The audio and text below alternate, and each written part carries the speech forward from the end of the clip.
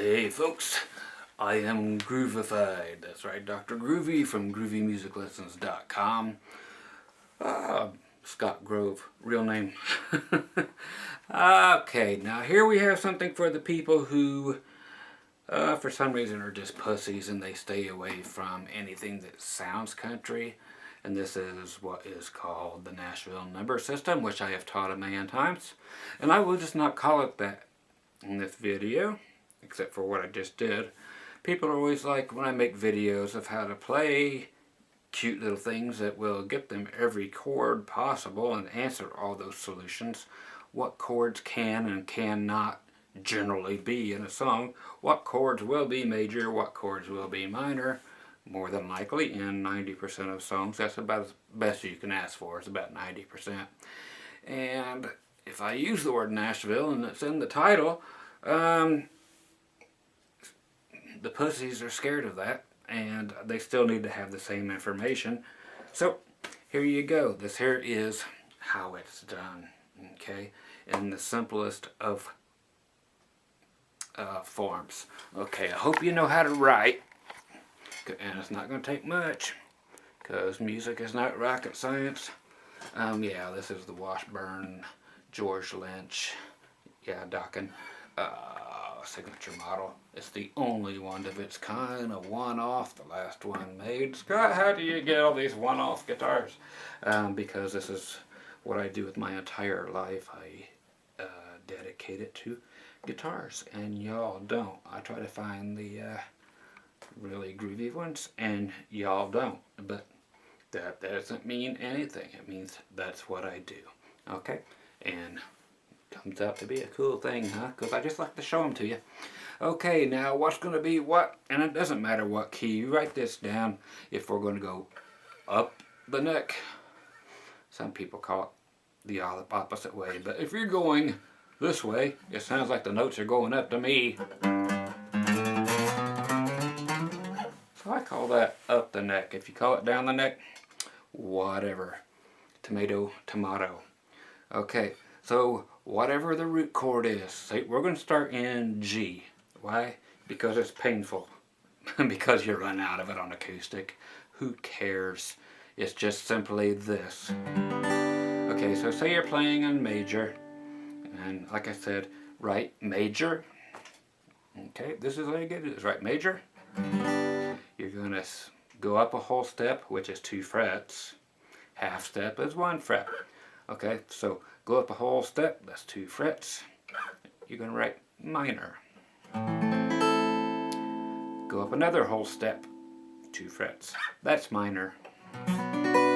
Go up 1 fret, half step. That's going to be major. Go up 2 more frets, whole step. That'll be major. Okay, we're going to go up 2 more frets, whole step. That's going to be minor. We're going to go up 1 fret. That's a half a step. That's going to be major. And if you go up 2 more frets, that's back where you started from, so major. And that's just the way it works. Hey, guess what? It works the same way backward. So what it comes out to being is the same as everything else. If you know the basic scale, all that stuff, your 2, 1, 2, and your 3, there's 4 and 5 and 6, so 2, 3, and 6 will be minors. All the others will be majors. You will not use the major 7 being this note, because that's not a chordal note. That's what we use for if we're in G.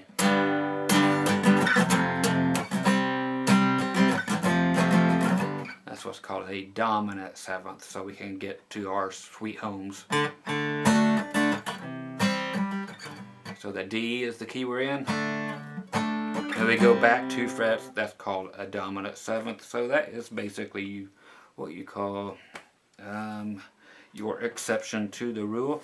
But it's going to be that all the time. Nobody's going to hardly ever play that major 7th. So that is it. people are like, where's the minors at? Where are they going to be? That's going to be them. So stick to that structure and you've got it. Okay? Neat thing to remember, and I will give you these because shortcuts are nice when you're playing right away, or you just need shortcuts because you're lazy or because it's easy. Say we're in G and you want that 6 minor. You don't know what a 6 minor is, but it's going to be that brooding chord that is the first minor underneath or back the other way from G. Is going to be 3 frets backwards. You don't start by naming the one you're on. You go backward 3 frets. You don't go 1, 2, 3 because you didn't go backwards yet. You go backwards 1, 2, 3. So you end up there. So back 3 frets. You do not call that again 1 because you did not go backwards. So you go backwards and you call that 1. So from here you go backward 3. 1, 2, 3, and you make that minor. Okay, that's your 6 minor. You don't have to know it. You can just play it. I'm showing you the shortcuts. So if you're playing in G,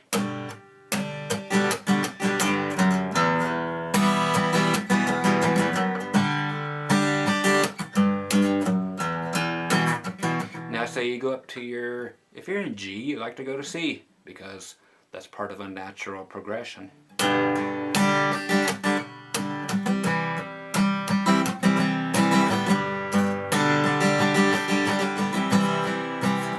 Now it's time to go into a different section, and you don't want to go to the typical D. You want to go somewhere else or go to a bridge or something just different.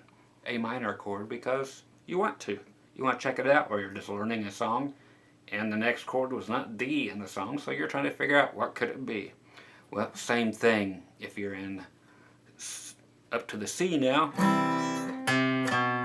Backward 3 more frets again. Okay?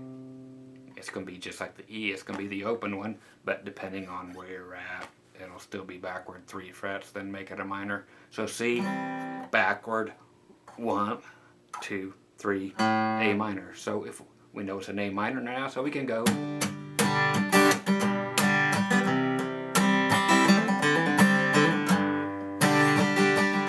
Back to our C now, we're going to go to that minor.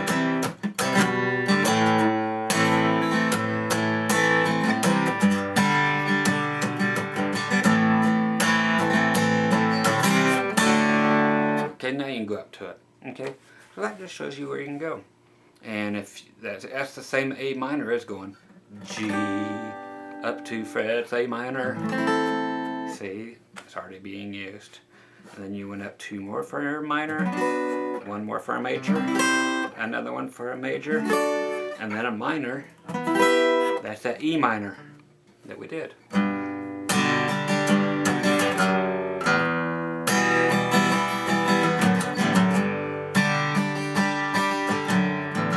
Now that one note there, right there be a note. It's always just a typical thing to go down 1 fret.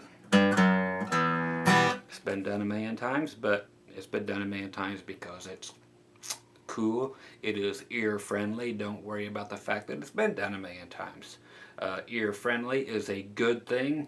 It doesn't mean you are unoriginal. It means you put something in there that the general public that doesn't know jack shit about music can kind of understand, and they're like, wow, that's cool. It's because they've heard it before, just to a certain degree, because you put it in there, and all of a sudden it's a cool song to them because they recognize something about what you're doing. They have no idea what you're doing. They don't know if that's a pick or a plectrum. It depends on what side of the ocean you're on. Okay, so again, G, E minor, and we went to C, A minor, okay, and let's see, where else while we're in G? The 2, the 3, the B minor, okay, so that is from C again. We are still in G. All this is in G for this lesson.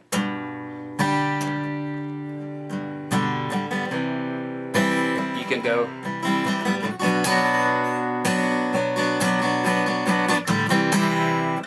So that's a great bridge chord. Okay, so that's just going up here one more. So you did major, minor, minor, B minor. But you're going to want to do it down here or wherever suits you. I don't care. B minor sounds cool here. It'll sound cool here. Over here.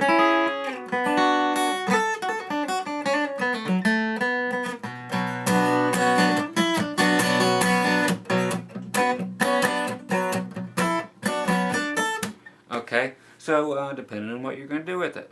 So you're playing along. Now say you're going to go to the D major, back to G. Now you want to go to a bridge and you're looking for something else to go to. Pick the B minor instead. You had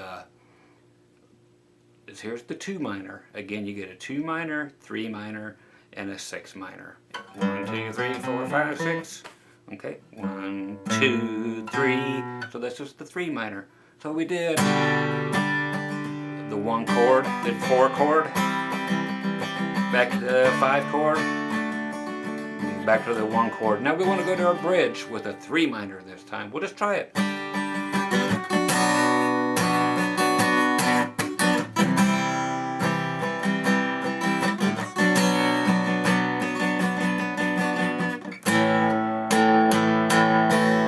There I went ahead and played a A instead of A minor because you can. It does not have to be. It's a 90% chance that some of these will be minor. Okay? So it sounds good that way with the B minor and then doing the A major instead of the A minor.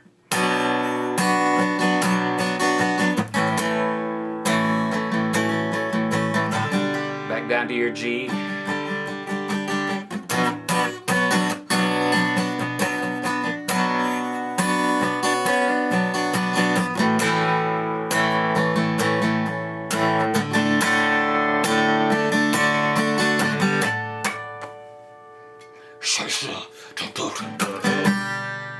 Okay, so that is just a quick thing, and it will be the same forever.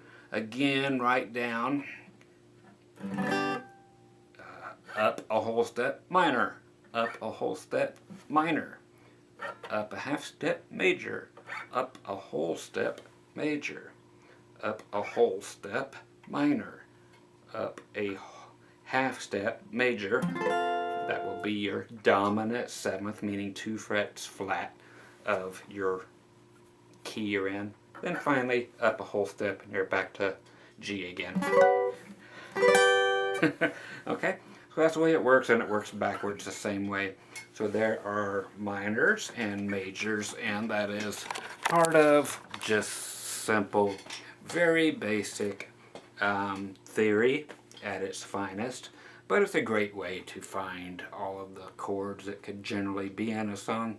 Other chords that may or may not be there will be like the A major, which would normally be your 2 minor. And again, that leaves that room open for the odd 10% that it might be a major, maybe. The rock stuff or anything other than country, and now that country is rock, more of this is taking place. So again, it's just an exception. Hope you dig the little lesson. Again, it will apply in every possible key. It will always be the same amount of spaces away. And then again, you won't have to use how many spaces is it if you just simply learn then the dominant 7th. Sounds weird, but that's the way the chords will work. You're simply trying to find the name of the chord, not trying to play lead guitar. You're looking for the name of the chord by doing this, and you're not going to play it way up here unless that's just where you want to. So you're probably not going to be hunting and then counting up minor, minor, major, and then all of a sudden you got to play a C and it's right here, and you hurt yourself. Learn this and then go for the most natural or the most maybe not the most logical, but just the particular variation of whatever chord you want to use. If you want to use this C, or if you want to use this one, or you want to use this one, you know, whatever. Just know that it's going to be a major, if it's going to be a major.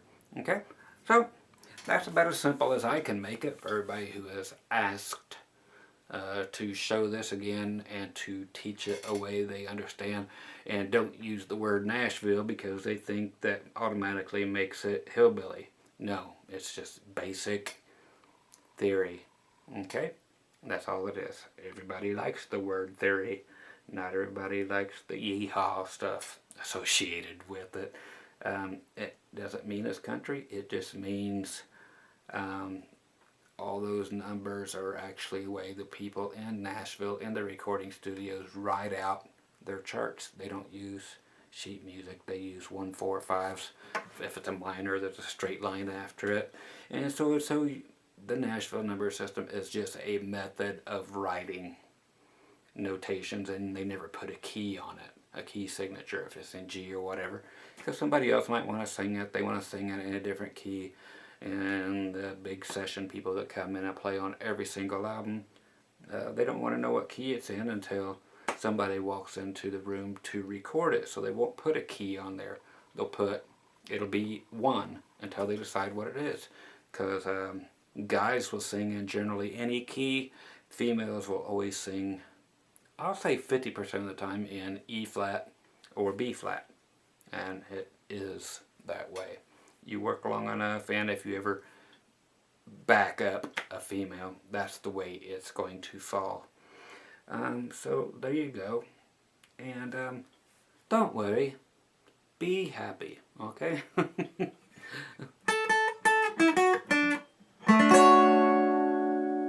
That's a major 7, by the way. Take care. Be groovy. Head over to groovymusiclessons.com. All kinds of free stuff for you to learn. All the lessons are arranged via genre and so forth. And lots of lessons for about 15 different instruments. A lot of your bluegrass instruments, a lot of your bass stuff, your country, your rock, your blues, your bass guitar stuff, harmonicas, skin flutes, whatever you want to learn. Okay? Guys, be groovy, and Dr. Groovy will be back.